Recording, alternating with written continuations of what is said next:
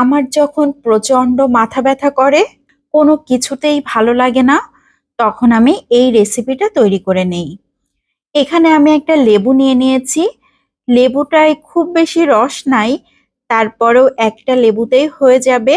আর যদি লেবুতে খুব বেশি রস হয়, আমার লেবুর রসটাই বেশি লাগবে। রসওয়ালা লেবু নিলে সব থেকে ভালো হবে। এখন একটা মগ নিয়ে নিয়েছি, তার মধ্যে লেবুগুলোকে খুব ভালো করে চিপে নিচ্ছি। আমি হাতের সাহায্যে লেবুটাকে চিপে নিচ্ছি। লেবুর রস বের করার সাথে সাথেই এত সুন্দর একটা স্মেল আসছিল। লেবুর গন্ধ কিন্তু খুবই ভালো লাগে, আমার কাছে তো খুবই ভালো লাগে। আমি যখনই সময় পাই কিংবা আমার মাথা ব্যথা করে, কোনো কিছুতেই ভালো লাগে না, একা একা একটু টাইম পাস করি, তখনই আমি চেষ্টা করি এই রেসিপিটা তৈরি করতে।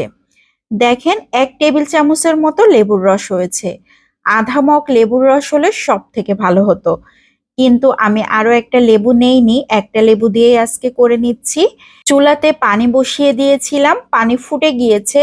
এখন সেই পানির মধ্যে চা পাতি দিয়ে দিয়েছি 1 চা চামচ। চা পাতি দেবার পরে কিন্তু খুব বেশিক্ষণ আর জাল করতে হয় না, কিছুক্ষণ জাল করে নিলেই খুব সুন্দর একটা কালার চলে আসে। চা পাতি জাল করা একদম কমপ্লিট হয়ে গিয়েছে। এখানে কিন্তু তেমন কিছু দেওয়া যাবে না, আমি যেগুলো দিচ্ছি এতেই কিন্তু খুব সুন্দর একটা লেবু চা তৈরি হবে। লেবুর মধ্যে চা দিয়ে দিলাম। এখন 1 চা চামচ দিয়ে দিয়েছি চিনি, আর 1/4 চা চামচেরও একটু কম দিয়ে দিয়েছি বিট লবণ। বিট লবণটা কিন্তু অবশ্যই দিতে হবে। পারফেক্ট লেবু চার স্বাদ নিতে হলে এভাবেই কিন্তু লেবু চাটা তৈরি করে নিতে হবে। আমরা চা তৈরি করে অনেক সময় লেবু দিয়ে দিই, তাতে কিন্তু পারফেক্ট লেবু চা হয় না, লেবু চায়ের টেস্ট আসে না। পারফেক্ট লেবু চা খেতে হলে এইভাবেই তৈরি করে নিতে হবে। তো কেমন লাগলো আজকের এই লেবু চাটা? সবাই লাইক ও কমেন্টের মাধ্যমে অবশ্যই জানাবেন। আজকের মতো এখান থেকে বিদায় নিচ্ছি। আসসালামু আলাইকুম।